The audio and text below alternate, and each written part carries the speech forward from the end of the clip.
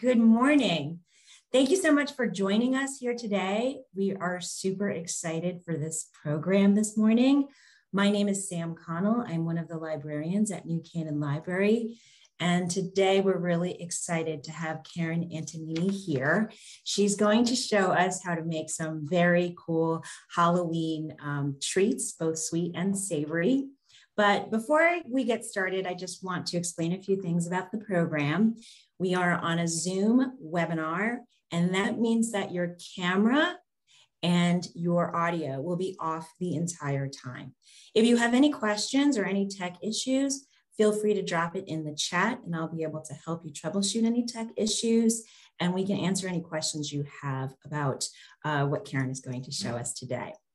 I do want to let you know that the recipes were sent to you in a link on your registration confirmation. So if you wanted to have that printed out or for a shopping list, you're welcome to look there. I will also drop it in the chat so that if you want to download and save the chat, you will have it with you.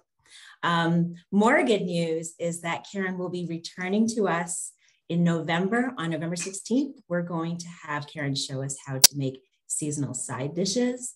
And on December 7th, she's going to show us how to make 'tis the season treats. So this is a 3-part series. You can navigate to newcanaanlibrary.org and register for any and all of those events.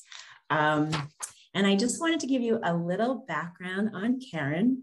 Caryn, through her global experiences, multiple languages, and cooking skills, brings the world to your table with quick and easy recipes. She grew up surrounded by friends and guests from overseas, sparking a lifelong interest in languages, cultures, and travel. Both in childhood and later, she traveled extensively, living abroad during her global entrepreneurial enterprises and cultivating recipes.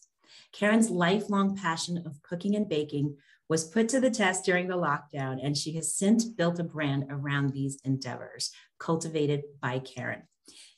You can access the website. She can share all of the interesting things that she's involved in. She's a regular on-air contributor, host, and producer of a 30-minute cooking show, and she's co-producer and host of Town Dish, which is a TV series honoring first responders in New Canaan.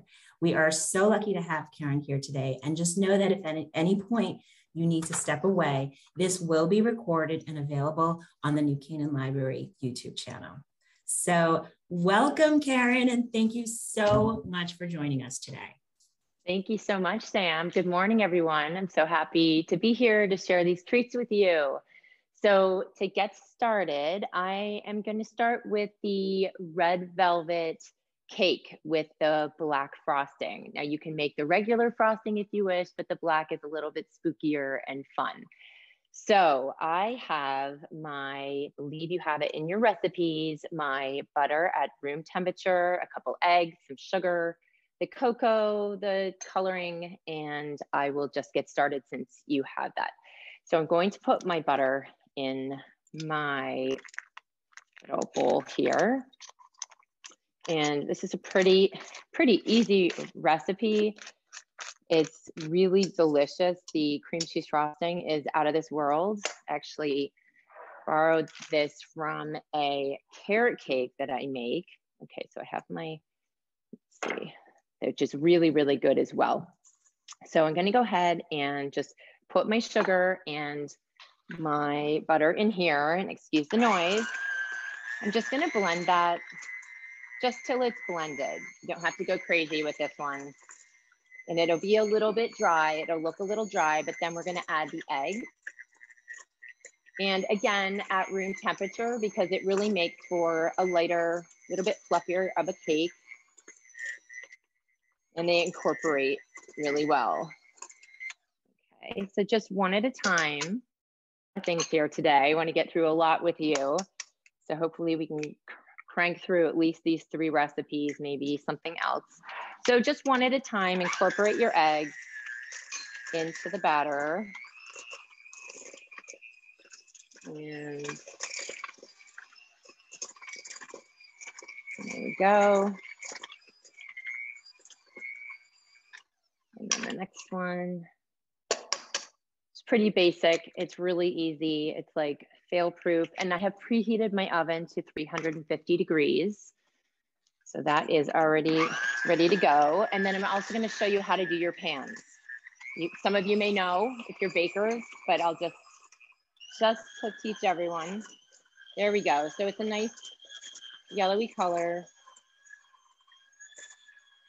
And then, so that's ready. Now I'm going to take my cocoa, just your regular cocoa in this case. I know there's two different cocos I mentioned. This is just regular baker's cocoa. And I'm going to add, I got the bigger little red food coloring the other day. You can use the little ones from all the food coloring, but it tends to go pretty quickly. So I add quite a bit. You can see how you like your, let's see, about 5 squirts, 5-6 squirts of this coloring right into your cocoa. You can always check the batter later on to see if you want it a little bit darker. It's up to you. It's not going to look like much right now. It just looks like the cocoa, a little soupy cocoa. But once you put it into your batter, it's going to look a lot different. So I'm just going to try to blend that as much as I can. And then add it right. You can see it's red. Right in here. Okay.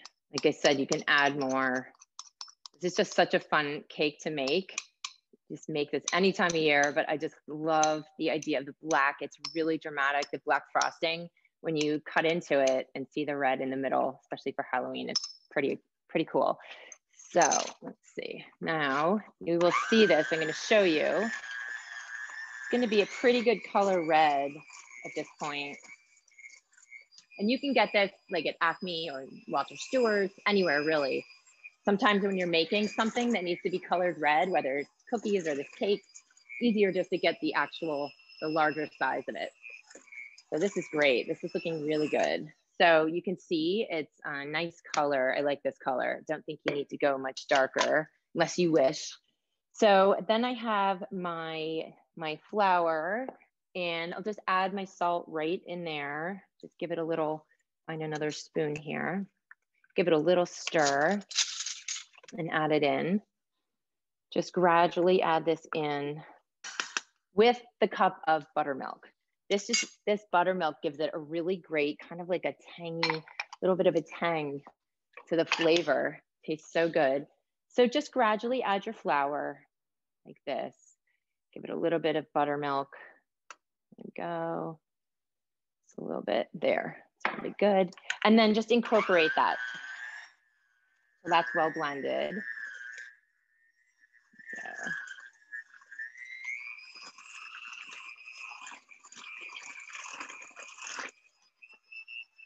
And there's nothing like fresh, really fresh cake.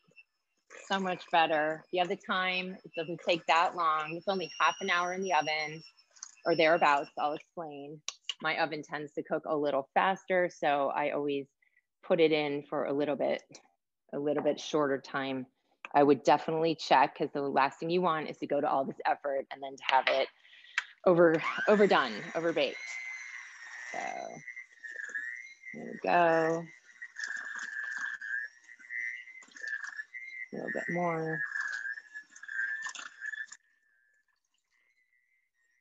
Looking, you can see it, looking good. Last little bit of flour and the buttermilk. Let me get this out of here. Get these guys out of here. So we have a lot of things coming our way. Let's see, that's my vanilla. I'm gonna add a little bit of vanilla. And all the measurements are, of course, in the recipe. And if you have any questions whatsoever, you can always reach me on my website, either of my websites, Cultivated by Caryn or CarynAntonini.com, and I am happy to answer. Then I'm going to add a little bit of my vanilla right in here. I'm pretty good with knowing exactly how much goes in there.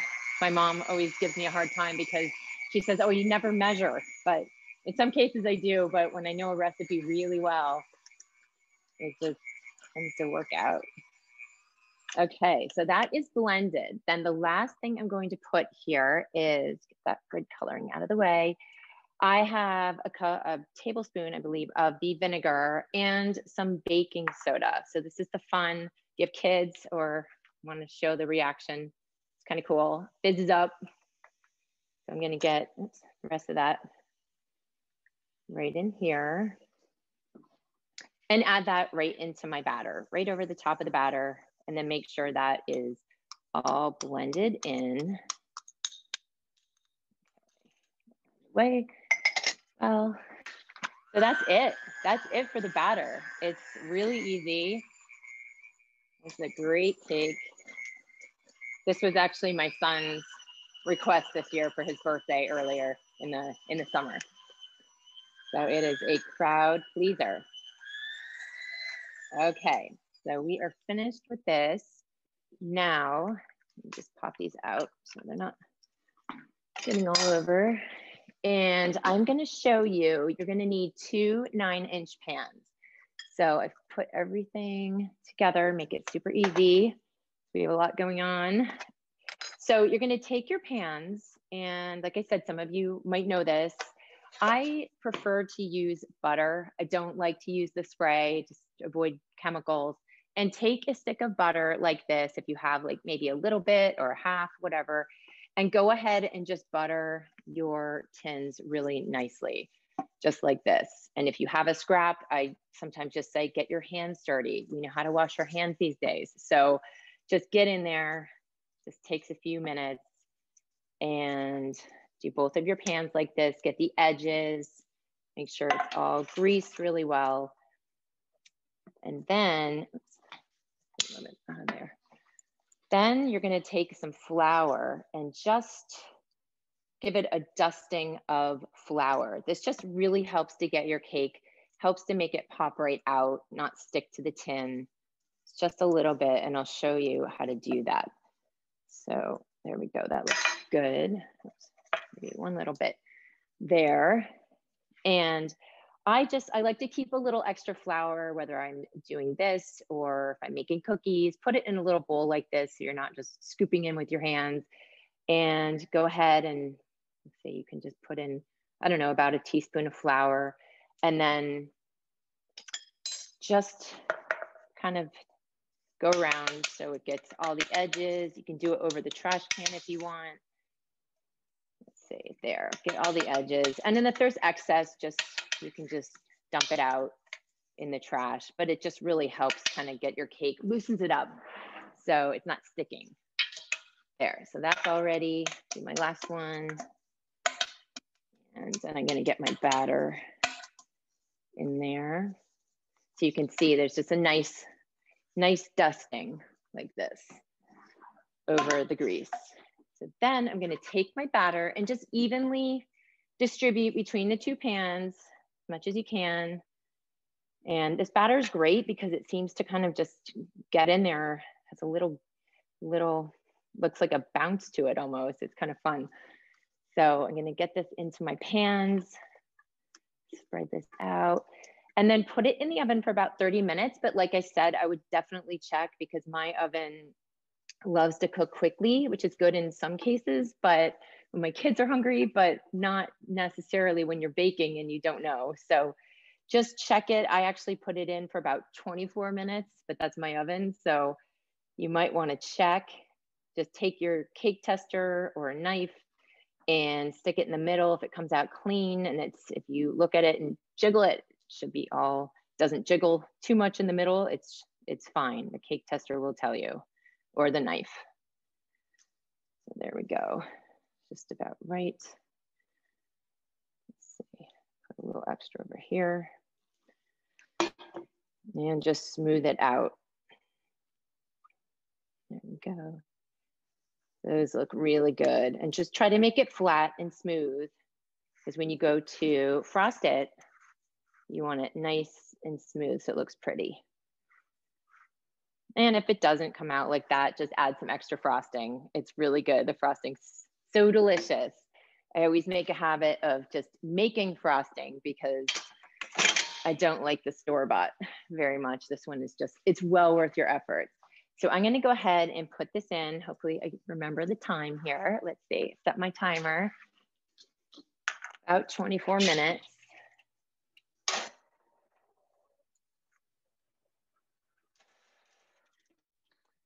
Okay, set my timer. Then we will get started with the frosting. Okay, so I can remember that. So while that is cooking, I'm gonna do the frosting. I have 4 cups of my powdered sugar, which I need to sift. I've already put it in here in my sifter. And I have some butter and my cream cheese. Everything's at room temperature, just makes it a lot easier to blend. Yes, that's nice and soft. A little bit of vanilla. And then I'm going to add this black cocoa powder. This is really great because it's really dark and I couldn't find it around here. I prefer to shop local. I could not find it, but it's really dark. I don't know if you can see that. It's a lot darker than normal cocoa. You can just get it on Amazon. There's several different places, specialty stores, you can find this. So you'll use that. And then if you want it a little bit darker, I just like it a little bit more black, I use this food safe gel. So I'm gonna use a little bit of this as well. So I'm gonna go ahead and just sift this flour. First, we're gonna have to wait for those cakes. So I have made some cakes already, which I will share with you and show you. So this, we're just making it a little bit finer, a little bit fluffier, lighter, the frosting by sifting it. No clumps of powdered sugar. Go ahead and get all that. What's great about this frosting too is it makes an ample amount. So you might even have a little bit left over. But you should be able to really frost your cake well in between. That's great. Okay, almost done with this. I'm gonna grab another bowl.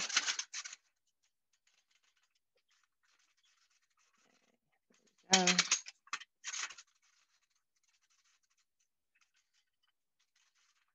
Okay, set with that and take my other bowl, put my butter and the cream cheese right in here, and then we're just going to blend. I'm going to find my other beaters quickly. Let's see, get all that butter off the sides. This is a little bit of a messy one, but it's okay. I've got all my towels here. And go ahead and this open, just the cream cheese. Just make sure you go ahead and get the normal regular cream cheese. Don't get the light. It makes the batter, or the frosting rather, so much more tasty. So this is easy. When it's at room temperature, go ahead and just get that right into your bowl. Both of those. There we go, last one. Okay.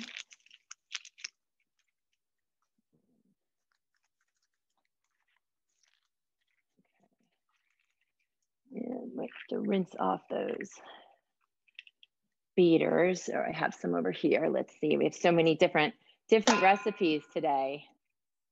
Kind of fun, getting in the mood for Halloween. Okay, whoops, making a mess already. Okay, so I'm going to grab my beaters, excuse me, 1 second.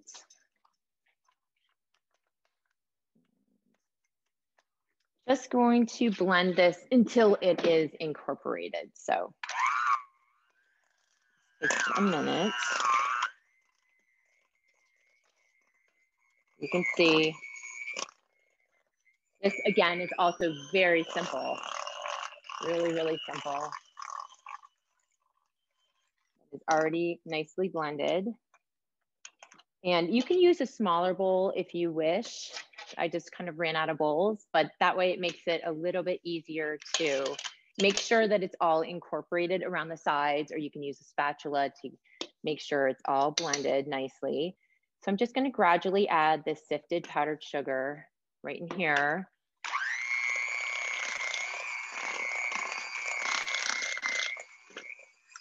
And my vanilla. Oops.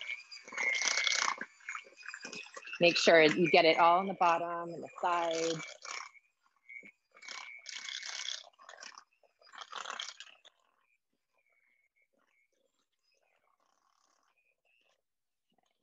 Add a little bit more.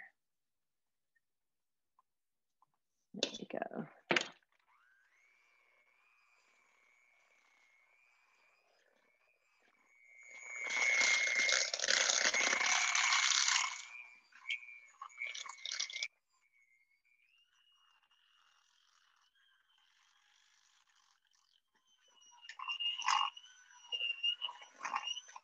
Last little bit, I'm going to add my vanilla directly in there.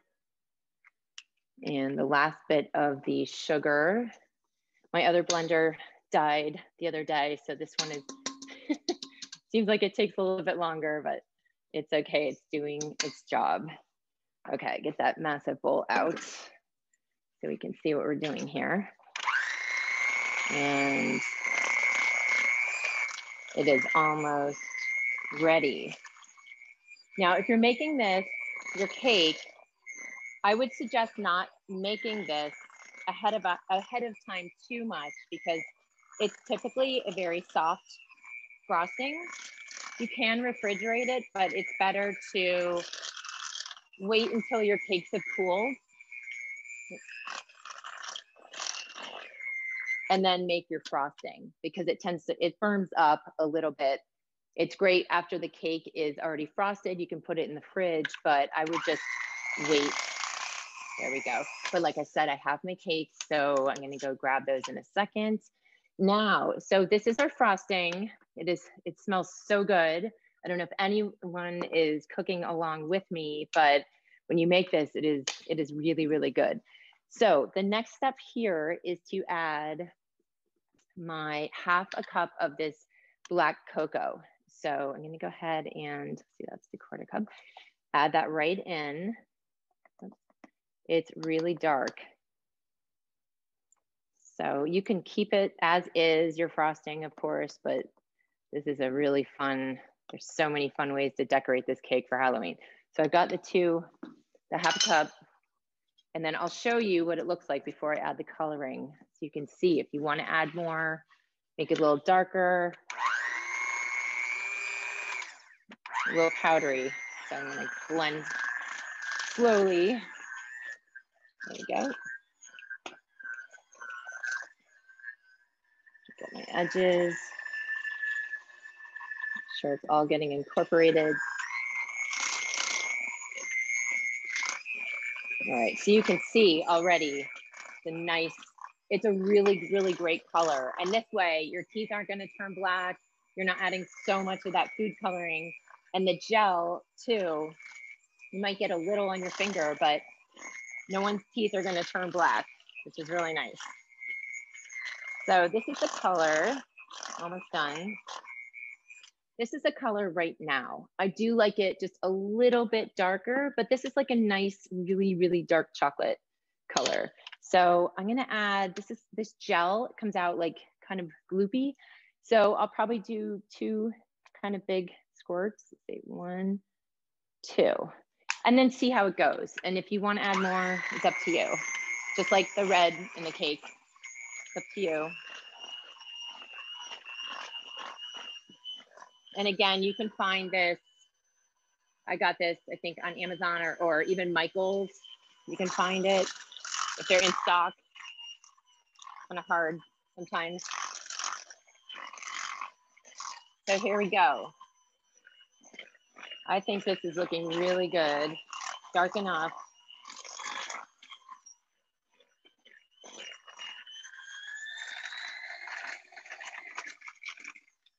So this is my frosting. I like this a lot. I think it's looking great. So I'm gonna pop these off because I want to be able to get to, I don't know if I wanna decorate this right now or if I wanna make the Meringue Ghosts. I wanna have time for everything for you guys. I just need to wash these quickly. If anyone has any questions while I'm doing this, please let me know. Caryn, we do have a question for you. Oh, great. Kathy would like to know if and how you can turn these into cupcakes. Oh, you can turn these into cupcakes. Absolutely. You might have a little extra batter, but you can just simply add your liners. I would again adjust according to your oven. I would experiment so you don't over bake. You know, a lot of times when you make cupcakes, it's like they go faster. So you might want to check it 12 minutes. It depends, 12 to 15. But yes, you can absolutely make these. These are great. This is a great recipe. So let me just check on that well. Okay, these are clean because we're making, I want to go ahead and I'm going to show you, if we have time at the end, I am going to frost the cake, but I will show you what it looks like because I want to make these ghosts with you guys. So let's see, I'm going to show you the cake.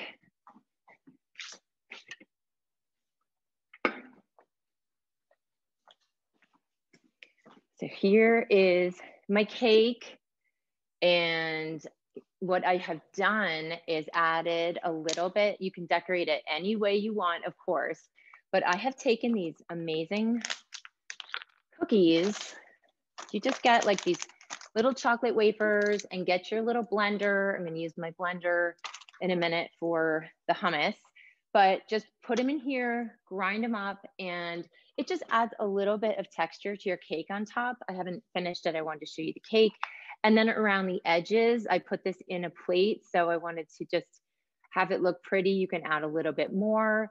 And then meringue ghosts if you want, or you can leave it as is. And we will cut into that in a minute. This is great. You can keep the extra if you have this in your fridge. I'm going to use this a lot for Halloween treats. So this is a great little trick to adding a little bit of texture when you're decorating. So that is the cake. I want to do these ghosts because they're really, really fun, pretty easy. So I'm going to put my oven, turn it on to 200 degrees. Let's say 200. And when you're making these meringues, I would just use a cold oven. Don't get one that's really hot because they will turn a little bit brown. You want them really white and bright. I'll show you what they look like. These little guys, I'll show you the rest of the ghosts, but you want them looking like really bright and white. So let's get started with these guys. They're really, really fun. I'll get my little tray, my little tricks over here. Let's see, so you've got the recipe. So I have my clean bowl. Make sure everything is really, really clean because we're using egg whites and any grease won't let the eggs rise or really whip up properly. So I have my egg whites. I brought them to room temperature and I'm just going to add them into my bowl with my little bit of pinch of salt. Go ahead and put that together. Get this out of the way. I'll have my mess for later.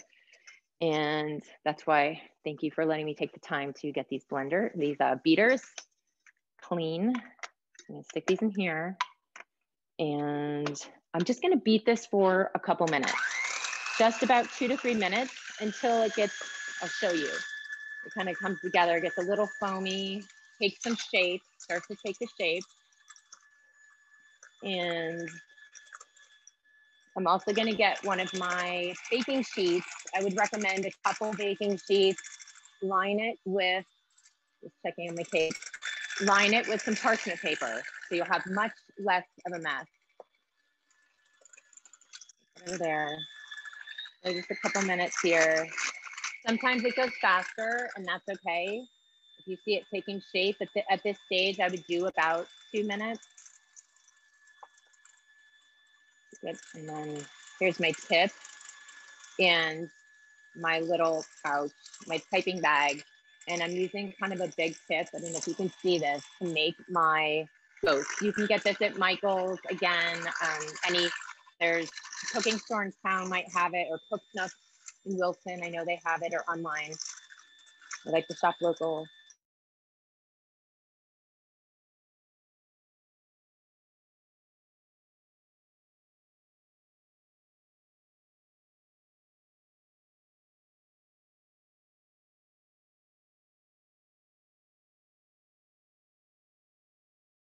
If I can, a minute. Nice and frothy.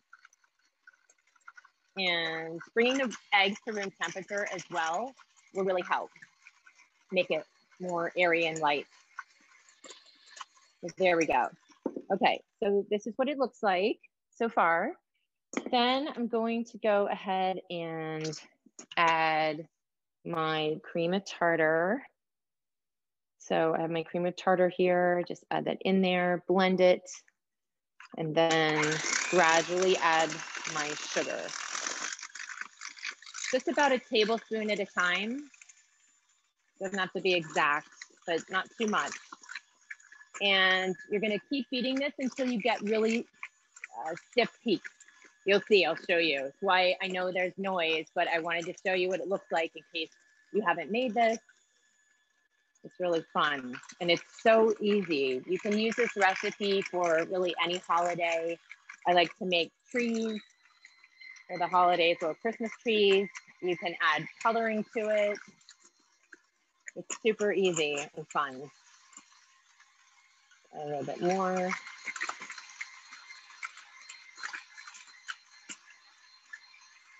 And if you're just making normal meringues, you can take a teaspoon and put it on your baking sheet, which I'll go get in a second. This will take about maybe 5 minutes, 5 to 7. Sometimes it doesn't take as long. So you'll see, you'll know when you see those stiff peaks.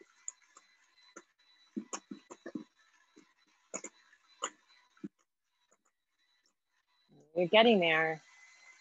And then once you've finished and you put your shapes and everything on your baking sheet, you're gonna bake it for an hour. And I believe it's, yeah, 200 or 250. Sorry, so many, it is 250, I'm sorry. I did say 250. So many recipes today. I'm gonna go switch that.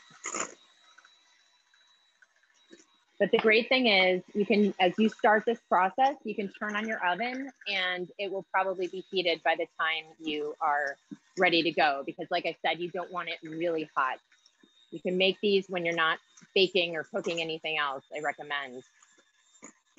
Because then you leave them, once they've been in there for an hour, you're gonna keep them in the oven, turn the heat off, and keep them in there to dry out for about 2 hours. So that's all you have to do.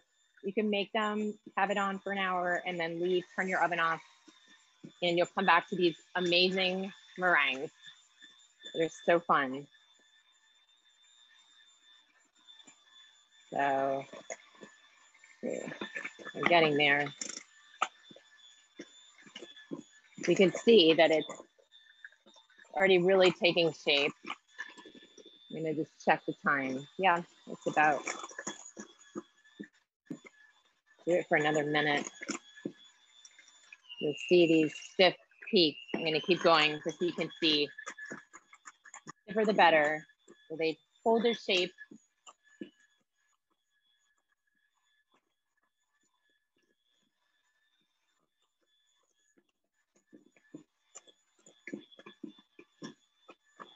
Okay. And my cake. Can't forget my cake. So you will see now that these are pretty stiff peaks. It's holding its shape really nicely. So I'll give it another little whirl and then get my baking sheet over here.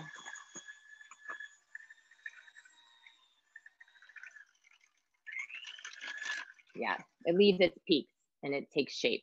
So get rid of these, put this aside, and I will show you. So I've gone ahead and lined this with my parchment paper. This is so great. Parchment paper really helps you. You don't want a big mess. because this is a little sticky. This one is a little sticky, but it is so worth it. So you're gonna get your bag and put your tip in there like this. If it's a disposable bag, like I'm using here, I actually just reuse them because I hate just throwing out plastic. Just snip the top until your little tip, if you haven't worked with these, snip it and then just fit it so it's snug. And then roll down the edges of your bag like this. Sip of water before talking a lot. And then you're going to just go ahead and spoon the meringue right in there as much as you can. It's a little sticky, it's a little messy, but it is fun. So just keep putting it in there. It's definitely gonna be like a 2 or 3 step process. You can get bigger bags, that's fine too. And then try to work it down towards the tip without pushing too hard so it comes out, but you want to avoid any air bubbles, but I'll show you what to do. So that looks like pretty good here. And you can also seal the top if you want, so it doesn't come out the top, but you can use a little clip or just twist it. Let's see, I'll do a few to show you. And work that back up. And then take the top of your bag, twist it, and just be careful you're not gonna have it come shooting out the other side, but just work it down a little bit. Oops, yep, it's shooting out. But just, I won't have any air bubbles that way. And if you do, just experiment. If you've never made these, don't worry about it. I'll show you, let's see. I'm gonna put this up here. I don't know if you can see this really well. So just go ahead, write on your paper. You can just do whatever kind of design you want. You can kind of do one like this or swirl around to make a bigger kind of ghosty figure like that. It's so much fun. These are so fun, and you can use different tips. If you have any questions, you can ask me if you're making something different. Again, you can take a spoonful and just make little meringues. I have other great recipes and that involve meringues, and if you can make fresh ones, it's even better, of course. So just kind of spread them out a little bit. They're not really gonna spread, but you wanna give them their space. And like I said, I have a lot of the meringue in there. I'll just show you some examples. And they kind of have their own little personality here. There we go. And just keep working it down from the top, the meringue. I'm running out already, but that is okay. I'm gonna stick this. I'm actually gonna go turn up my oven. I think I was mistaken. And you can make little ones. They're not gonna burn. They're all gonna be the same. So I'm gonna finish that later, but just to show you. So I would put that in my oven. Okay, so I'll put that in my oven in a minute and then just bake it for an hour at the 250 and turn it off and leave it in there for 2 hours. Then you're gonna take them out and I will show you again. They look like this. You're gonna have lots of little meringues, and then you can decorate them if you want. I took some of these little mini chocolate chips. I have a bunch right here. And if you're making any kind of royal icing, I'm just showing you another way you can use this. Cookie icing, anything that's gonna stick your decorations right here, you can stick them on there. So I've gone ahead and done that. They're really cute and you can put them on. We have our cake here, of course, and you can put your little ghosts on there if you want. Whoops, he fell over. So those are really fun. I'm gonna put this aside. This is just, you would just snip the top if you haven't, worked with this. Just snip the top off. I'll show you one as an example if you've never done it. And I use the white because you will not see really where you've put the frosting, which is really good, or the icing to stick the little eyes. So go like this. And you can use your imagination. I mean, that's what's so much fun. to see what you want to use. If it's candy, I actually have these amazing kind of spooky eyes over here. I'm doing another project. If you follow me on Instagram or any of my social handles, you'll see coming up, I have these awesome spooky eyes and things. I collect these and go crazy at the holidays. So use your imagination, have fun with this. And that is pretty easy. So I'm going to put our ghosts and cake over here, as I'd like to get to our savory treat for today. Let's see if this is ready already. I'm going to put my get these guys in there, and I put them on the lowest rack. If you could hear me, I put my little ghosts on the lowest rack because they are going to be in there. They're in the oven, and then you turn it off, but they'll stay nice and white, which is really fun. So you want your ghosts looking good so you can see them. Okay, so now I'm going to make the homemade hummus with the pita chips. And oops, I'm just going to check on my cake.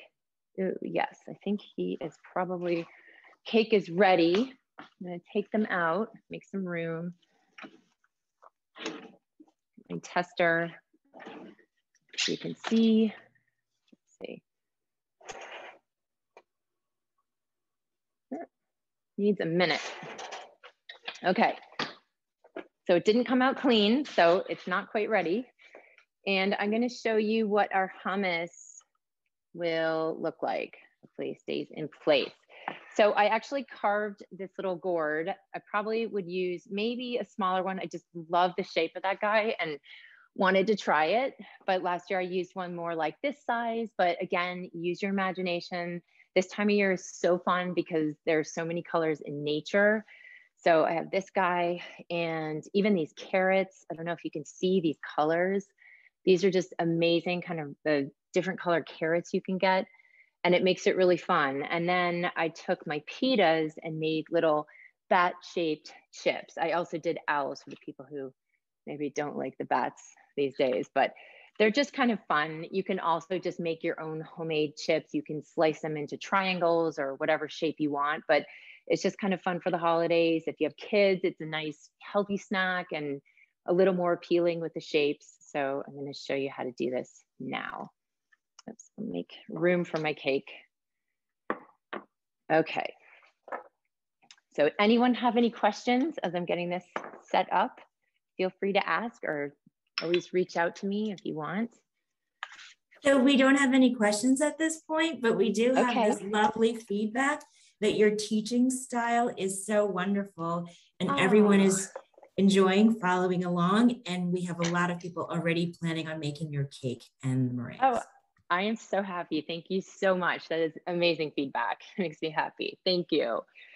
So I am going to show you how to do now the hummus. So I'm going to put my ingredients here. These are my pitas and my garlic. I have the garlic, peeled garlic, fresh garlic, and some salt, lemon. This is the tahini. You've seen this, I'm sure, in a market if you pass by, or maybe you're familiar with it. This is what it looks like. You can find it pretty much anywhere. It's not like specialty. And my chickpeas. So I've gone ahead and use this bowl, drained and rinsed my chickpeas, ready to go. So I have them here like this. I just took them out of the tin and have my little cup. Then I'm going to get my blender. Just going to swap out, plug this guy in and show you. I love my quick prep blender just because it, especially when you're making this, I use this a lot to make like pesto or these chickpeas. It really gets it really blended nicely, especially when there's little tiny bits and things. So wash my hands again and check on my cake in a second. There's a lot of things going on. I can't forget my beautiful cake. I'm going to check that before we get going. Here, that guy's taking longer. Okay. Let's see. Take this one out. This one is ready, I think, because on the bottom shelf, the oven has a mind of its own. So here we go. Before I stick it aside, I'll show you. It looks like this. It is so pretty, and I'm gonna let it completely cool before I frost it, of course. So I'm gonna keep it over here. And there, it looks delicious. So, okay, on to the savory. I'm gonna put my chickpeas right into this blender. Make sure it's all fitted. Yep, everything is ready to go. So I'm just gonna put them directly in here and try not to lose any. There we go. Okay, then add my garlic. You can just add it right into your blender. I actually feel like if you just mince it with your mincer, it just grinds it a little bit more easily. So I'm gonna go ahead and do that. And this is really good. I mean, the fresh hummus, there's a lot of things you can add to your hummus. You can spice it up a little bit. I'm gonna try another recipe with some even butternut squash chunks on top. It looked really good, but there's nothing better than just the fresh hummus. So, okay, so I put that in there. I'm going to add my half of a lemon juiced. And of course the lemon juice. I always have tons of lemons, garlic, lots of these fresh ingredients. It just adds such great flavor to my chickpeas. There we go. Okay. That. And then my little bit of salt, about a teaspoon. I do the Italian teaspoon with my fingers, but go ahead and measure. And I might just blend that backwards. Okay. I might blend it before I put my tahini in, just to give it a little whirl. And of course, my olive oil, which is desperately needed at this point, because those chickpeas need some help.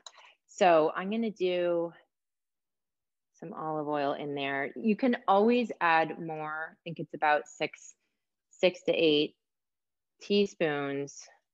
But if it looks like it needs more, this is actually a tablespoon, but you can add more. Olive oil is just what you use when you're making hummus, and of course, drizzling it over the top. So I'm gonna stop there and see how that goes. But don't be shy with the olive oil. It's a good fat and it's necessary in this, with this. So I'm gonna take so tahini, it might be a little bit solid when you get it at the market. So I don't know if you can see this, probably easier if I go like this. And if you let it sit out, it's like nice and creamy. So I'm gonna add about 2 teaspoons to this, the chickpeas. Oh, it already smells so good. Okay, there we go. So I'll leave that there and blend. And you're just gonna blend until it's nice and smooth. But I am gonna get my actually I'm gonna use my trick or treat. I couldn't resist these. I found at Walter Stewart's, these little trick or treat. I'm a sucker for those things. Okay, need some more olive oil. I'm just gonna add it directly in there. And there we go. So add that in there and just keep blending till it's smooth.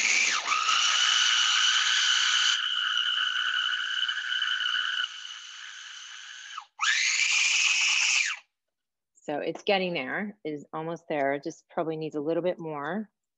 And then just work around the edges a little bit. Make sure you get you can see, if you see any chickpeas, just keep going. Gonna add a little bit more. This is when I make my pesto, same thing. Sometimes you just need to eyeball it and see, and add a little bit more of that oil like that. And then of course, if you serve it, I mean, it's a little hard on the gourd, but you can drizzle it. I might use something smaller, a little fun dish. I have this little pumpkin dish. I would just drizzle on the top, put your hummus right in there, drizzle a little bit of the olive oil right there, and it is good to go with your carrot sticks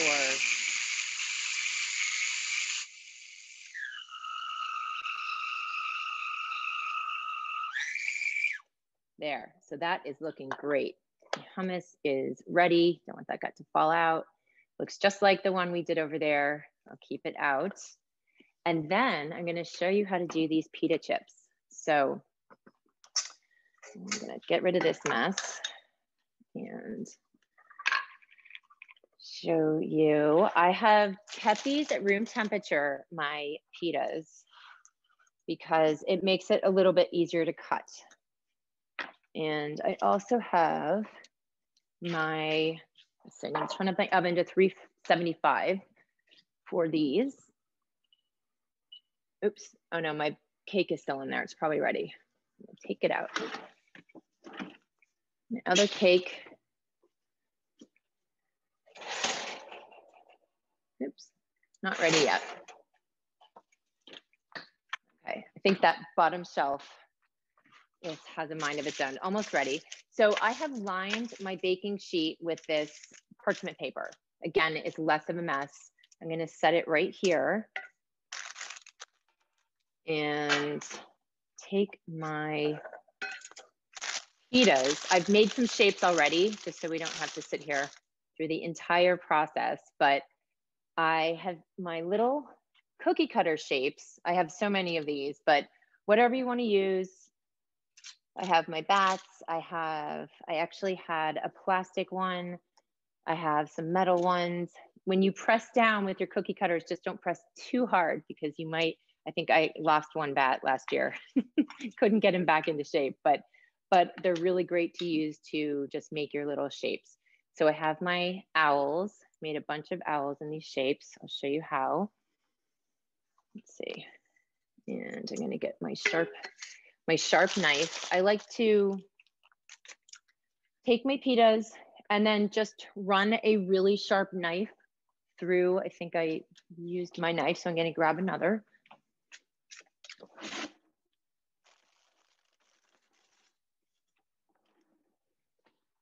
Just found some hidden candy corn decorations over there.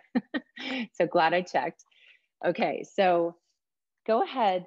They can be a little tricky, these pitas, because sometimes they crack a little, but it's okay. They usually come in a pack of 6 or 8. I've made quite a few, you could see over there.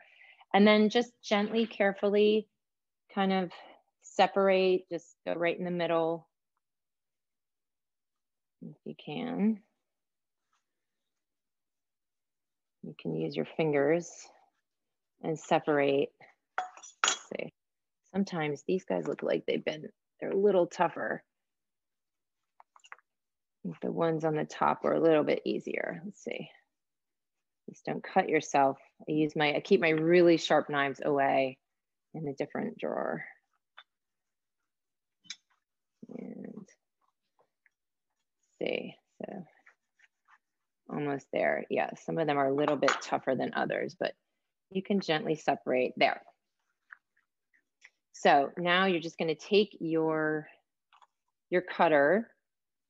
I'll use my owl since I already have some owls, and then just line it up. I hate to waste too much of the pita. Gently push down and then pull away. You'll find your shape just like cookies. So I had wanted to make my cat cookies. I think we're out of time, but if you come back in December, I will show you some different ones for the holidays. So, and if you follow me, so there's my little, you can see my cats. But anyway, so this is all you do. Just keep pressing down, making your shapes. So I'm not gonna bother with that so we can get through.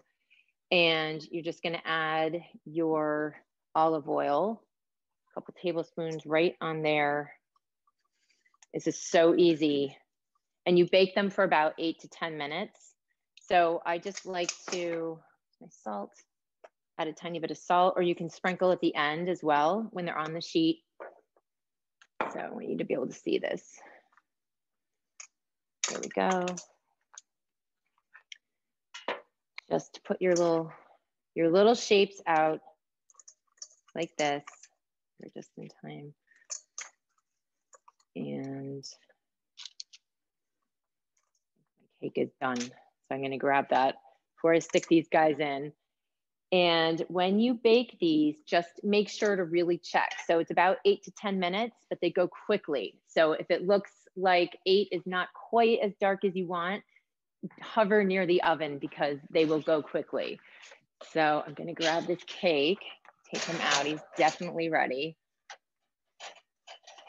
And stick my pitas in there for later. So these are great. They're so easy. Like I said, you can make any shape or just cut them up however you want, but it just adds a little extra flavor. So nice to have something really fresh, and it doesn't take any time at all. So you can keep going with your shapes. And like I said, if you have any questions about any of this, just feel free to reach out to me. I'm around, and I look forward to seeing you in the next couple classes of our series. Thank you so much, Caryn. That was wonderful. I'm going to make all of those things this week. Good. Everyone had a great time. We're getting great feedback. We did have one question, whether you've ever made your own tahini and if you recommend it. I have not made, I was actually thinking about it because I thought, wow, that you don't have to buy that too. I bet it's fabulous. But if and when I do, I will be sure to let you know, but I haven't yet. And would you share your Instagram handle with us? Yes, it's at Caryn Antonini, Caryn, just like it's spelled, Antonini. So you can find all of these. There's a whole slew of treats coming up. I have a great photo shoot tomorrow with a wonderful photographer in town, Corinne Parker, and we're going to be sharing a lot of these fun things. So stay tuned. Thank you so much, Caryn. Thank you all for joining us. Everybody have a wonderful day.